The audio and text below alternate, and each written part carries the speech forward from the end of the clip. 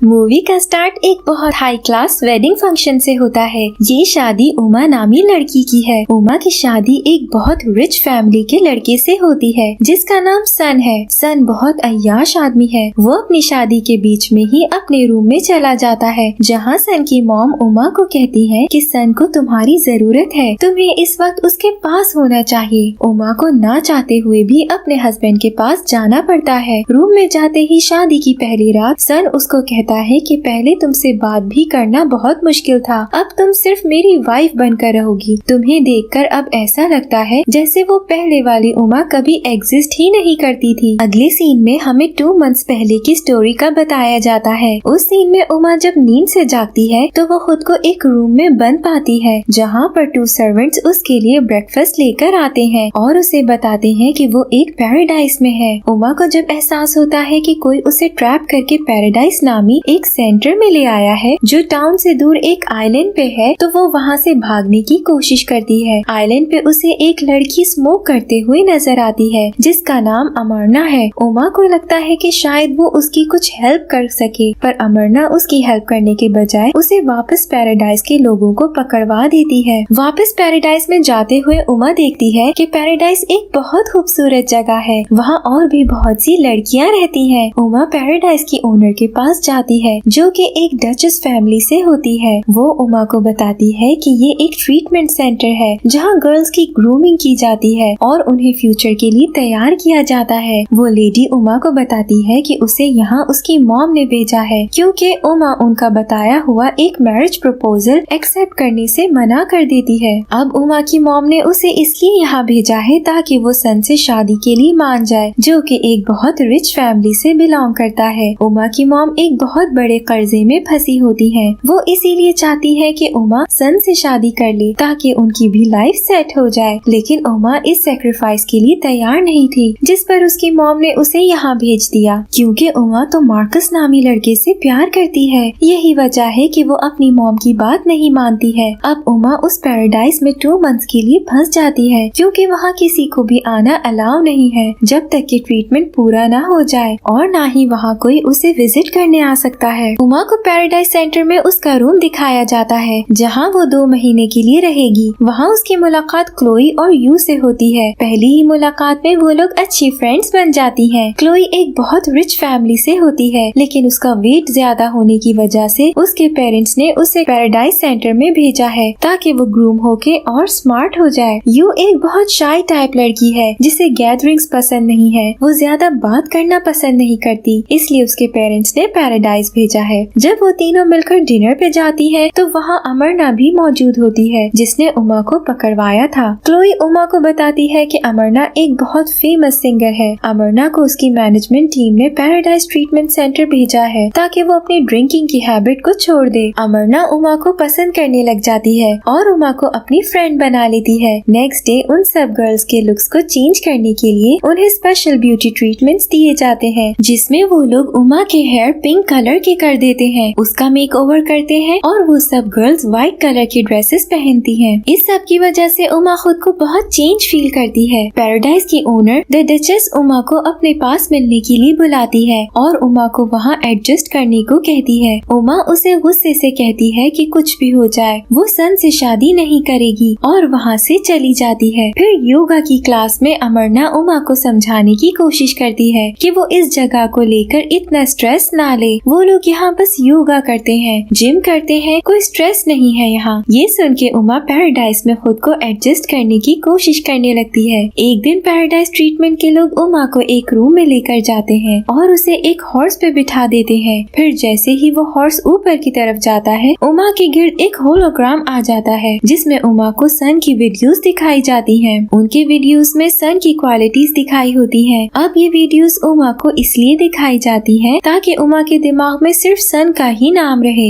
यानी वो उमा का ब्रेन वॉश करने की कोशिश कर रहे होते हैं। उमा के मना करने के बावजूद वो लोग उस वीडियो को बंद नहीं करते जिस पर उमा बहुत फेड अप हो जाती है। काफी दिन तक उमा की सेम रूटीन रहती है और कुछ ही दिनों में यू, क्लोई और अमरना उसकी बहुत अच्छी फ्रेंड्स बन जाती हैं। फिर एक दिन अचानक मार्कस वहाँ आ जाता है जिसे देखकर उमा बहुत खुश होती है। मार्कस उमा को कहता है वो वहाँ एक वर्कर बनकर आया है और जल्द ही वो उसे वहाँ से रेस्क्यू करके ले जाएगा। उमा और मार्कस अलग जगह चले जाते हैं जहाँ वो एक क्वालिटी टाइम गुजारते हैं। अमरना को ये सब देखकर बहुत जेलसी फील होती है क्योंकि अमरना उमा को पसंद करना शुरू हो चुकी थी। रात में अमरना डिनर के दौरान उमा के लिए एक सॉन्ग सिंग करती है जिसके जरिए वो उमा को उसके लिए अपनी फीलिंग्स बताना चाहती है। उमा को सब समझ आ रहा होता है लेकिन वो कोई रिएक्शन नहीं देती। नेक्स्ट डे उमा जब उठती है तो उसके गले में से उसके डैड का दिया हुआ नेकलेस गायब होता है। वो उसे ढूंढने की कोशिश करती है पर उसे नहीं मिलता। फिर अचानक से पैराडाइज में सायरन्स की आवाज आने लग जाती है जिसे सुनकर सब अपने रूम से बाहर आ जाते हैं और उन्हें पता चलता है कि कोई स्ट्रेंज आदमी ने इस आइलैंड में आने की कोशिश की है। अब उसको पकड़ने के लिए पूरे पैराडाइज में हलचल मची हुई है। जब वहाँ से पैराडाइज की ओनर गुजरती है तो उमा उससे उस आदमी के बारे में सवाल करने लग जाती है, जिस पर द डचेस उमा का हाथ पकड़ के उसे रूम में जाने को कहती है। ये देखकर यू को बहुत गुस्सा आता है और वो डचेस को उमा को छोड़ने को कहती है। डचेस यू के उसको हाथ लगाने पर बहुत गुस्से में आ जाती है। वो यू को टॉर्चर करती है जिसकी वजह से यू को पैनिक अटैक आने लग जाता है। ये सब देखकर अमरना उसे कहती है कि अगर तुमने यू के साथ कुछ गलत किया तो हम सब ये जगह छोड़ के चले जाएंगे। ये सुनकर डचेस फिर से नॉर्मल हो जाती है। आइलैंड में आने वाले स्ट्रेंज आदमी को पैराडाइज सेंटर की सिक्योरिटी पकड़ लेती है। वो आदमी दरअसल अमरना का एक फैन था। वो आइलैंड पे एक बोट पर आया था और उसने वो बोट आइलैंड के पास बनी गुफा में छुपा दी थी। ये वही गुफा थी जहाँ अमरना छुपकर स्मोकिंग करने के लिए आती थी। अब अमरना उमा को उस गुफा में ले जाकर सब बताती है और वो बोट भी दिखाती है। अमरना कहती है कि वो लोग रात को यहाँ से इस बोट पे बैठकर भाग सकते हैं। अमरना उमा को ये भी बताती है कि ये जगह ठीक नहीं है क्योंकि यहाँ के वर्कर्स रात को सब लड़कियों को ड्रिंक में एक ड्रग डालकर देते हैं ताकि ये सब रात भर सोए रहें। अमरना उसे अभी मार्कस पर भी ट्रस्ट करने से मना करती है, जबकि मार्कस से मिलने पर वो उसे बताता है कि उन्हें वहाँ से निकलने में कुछ टाइम लग जाएगा। उमा मार्कस को अमरना और उसके प्लान के बारे में सब बता देती है। फिर रात में डिनर के दौरान अमरना को बताया जाता है कि उसके 2 मंथ्स वहाँ पूरे हो चुके हैं, इसलिए आज रात उसे वापस भेज दिया जाएगा। इस पर उनका भागने का प्लान बीच में ही रह जाता है। फिर जब सब उनका दिया हुआ ड्रिंक पीने लगते हैं तो उमा और अमरना वो ड्रिंक पीने का ड्रामा करती है और वॉशरूम में जाकर उसे निकाल देती है। जाने से पहले अमरना उमा को मार्कस के साथ उस बोट के जरिए वहाँ से भागने को कहती है। वो कहती है कि वो अब उमा को आइलैंड के बाहर मिलेंगी। साथ में अपना हेयर क्लिप देती है जिसमें अमरना का एड्रेस लिखा होता है। वो उमा से प्रॉमिस लेती है कि वो उसे मिलने आएगी और उसे किस करती है। रात को जब सब सो जाते हैं तो उमा रूम से बाहर जाकर देखती है कि डचेस के लोग 2 लड़कियों को स्ट्रेचर पर लिटाकर कहीं लेकर जा रहे हैं। उमा उन्हें फॉलो करती है लेकिन वहाँ सिक्योरिटी गार्ड्स को देखकर उमा नीचे लेटकर बेहोश होने का ड्रामा करती है। वो लोग उमा को वापस उसके रूम में लिटा देते हैं। अगली सुबह उमा को मेकओवर के बाद जब होलोग्राम रूम में लेकर जाते हैं तो उसे सन की नहीं बल्कि उसके डैड की सुसाइड के सीन्स दिखाए जाते हैं, जिसके बाद उमा मेंटली बहुत डिस्टर्ब हो जाती है और वहाँ से भागने की कोशिश करती है पर वो लोग उसे फिर से पकड़ लेते हैं। वहाँ मार्कस को देखकर उमा हेल्प के लिए चिल्लाती है लेकिन मार्कस उसे इग्नोर कर देता है। पैराडाइज के लोग उमा को पकड़कर एक रूम में ले जाते हैं जहाँ उमा को एक ड्रग दिया जाता है, जिसके बाद उमा सो जाती है। उमा को 2 वीक्स के बाद जब होश आता है तो पैराडाइज की ओनर द डचेस उमा को अपने ऑफिस में बुलाती है जहाँ वो अमरना की एक वीडियो देखती है जिसमें वो बाहर जाकर बहुत खुश नजर आ रही होती है। उसका बॉयफ्रेंड भी होता है, यानी अमरना बहुत चेंज हो चुकी होती है। डचेस उमा को बताती है कि ये थेरेपी रियल है, तुमने अमरना को देखा है, उसकी फैमिली इस थेरेपी के रिजल्ट से बहुत खुश है। फिर वो उमा को सन की पे की हुई रिसीट दिखाती है और कहती है कि उसने इतने पैसे इसलिए भरे हैं ताकि उमा इस जगह से चेंज होकर निकले। इसके बाद डचेस उसे कहती है कि तुम्हारी थेरेपी कंप्लीट हो चुकी है, इसलिए कल तुम यहाँ से हमेशा के लिए जा सकती हो। उमा को ये सब सुनकर ठीक नहीं लगता। वो वहाँ से भागकर अपनी फ्रेंड्स क्लोई और यू से मिलती है। उमा उन्हें उसके साथ वहाँ से भागने को कहती है। उमा उन्हें बताती है कि